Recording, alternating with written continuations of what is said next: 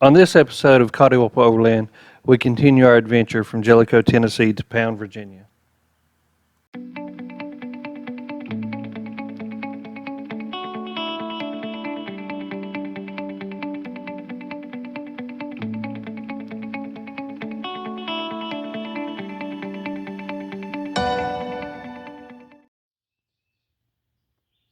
We woke up early on day 3, just in time to catch an amazing sunrise on top of the mountain.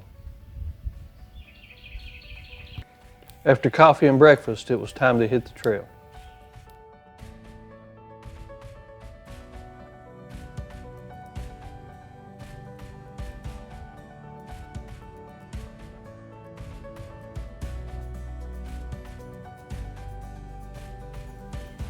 This section was mainly road, but it sure didn't disappoint as far as the scenery went.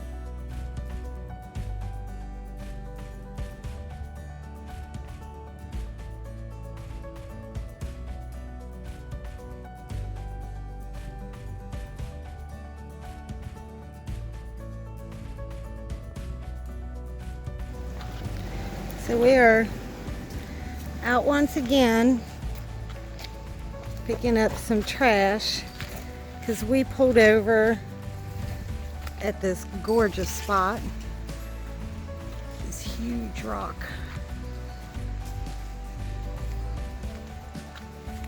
And it was full of trash. So we cleaned it up.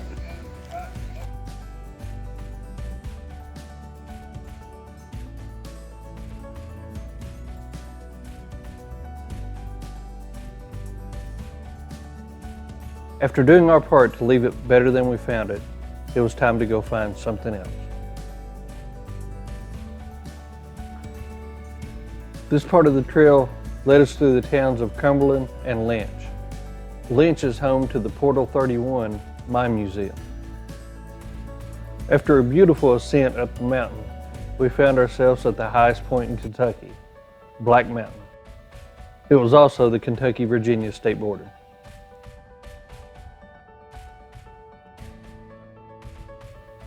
We found a road that led up to the FAA observatory, and that's where we decided to have lunch.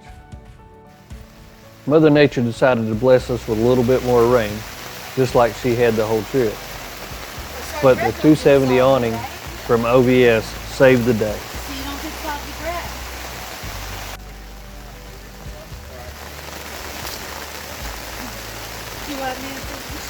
We were able to stay dry and enjoy our lunch.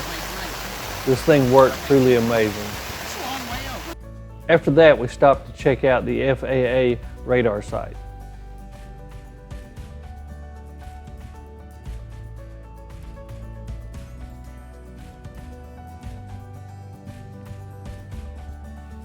Then it was time for our descent into Virginia.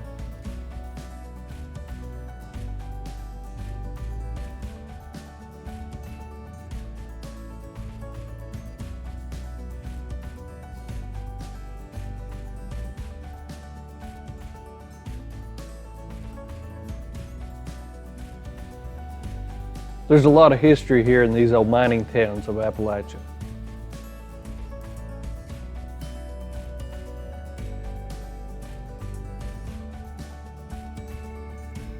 In this area, you really want to keep a watchful eye. You never know what kind of wildlife you'll see.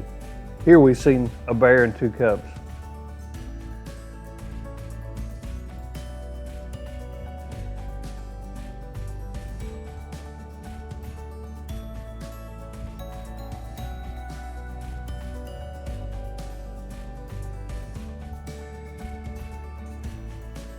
This area right here would have probably yielded itself to the most epic views of the whole trip.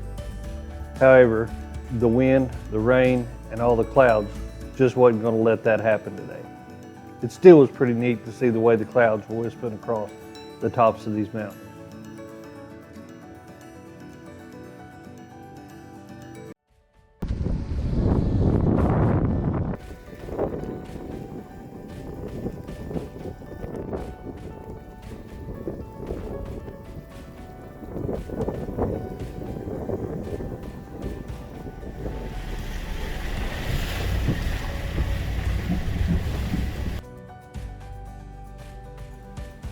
And just when you think your cruise is going to consist of a simple strip mine road, it turns into this.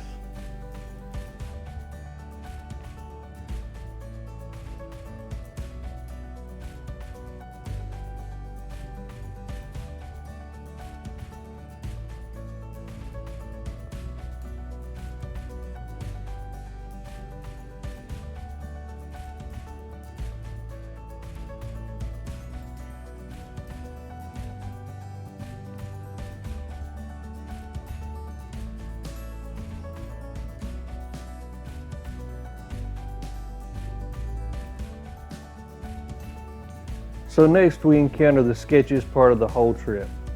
The camera just doesn't do justice of how off-cambered this was and how narrow it was. There was a huge slip that had come out and the water had actually ran off the hill there and washed that area completely out. It was probably over 50 feet to the bottom of that washout there. It was really narrow. We had some deliberation and decided to go ahead and give it a try, but we were very careful about the way we done it. Since my Jeep was in the front, I obviously led and went across first. Gotta tell you, it was pretty sketchy.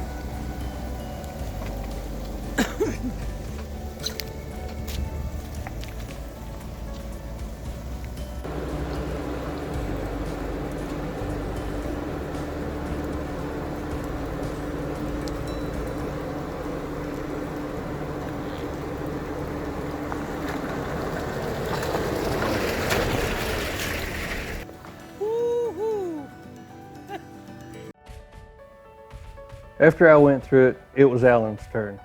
He also was a bundle of nerves, but decided to give it a shot too.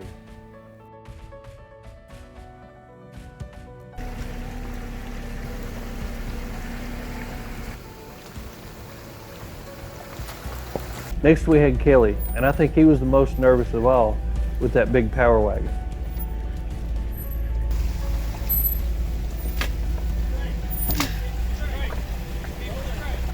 He done great though. We went right through it with no problem.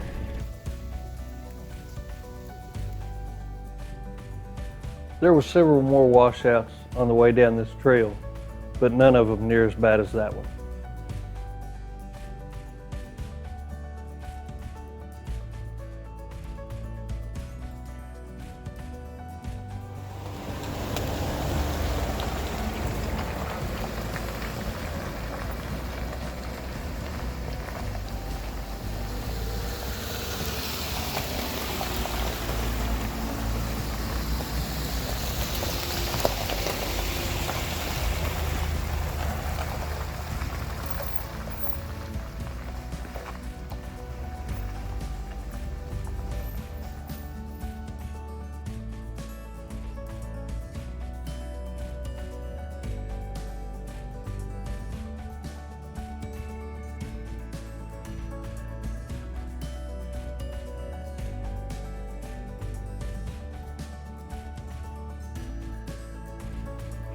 Once we got to the bottom of the mountain, it was back on pavement.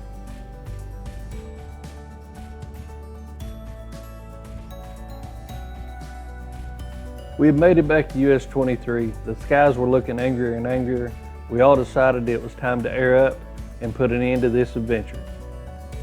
Over the course of the last 3 days, we traveled 207 miles. Of that, 81% was pavement, 5% was gravel, and 14% was dirt. The dirt section on Clear Creek definitely made the trip worth it, and that's one place we would like to go back again. The rooftop tent and awning was an amazing addition to our equipment for overlanding. Check them out at overlandvehiclesystems.com. Thanks again for watching Coddiwomple Overland. Let us know in the comments below what you think. Remember, like, share, and subscribe. See ya.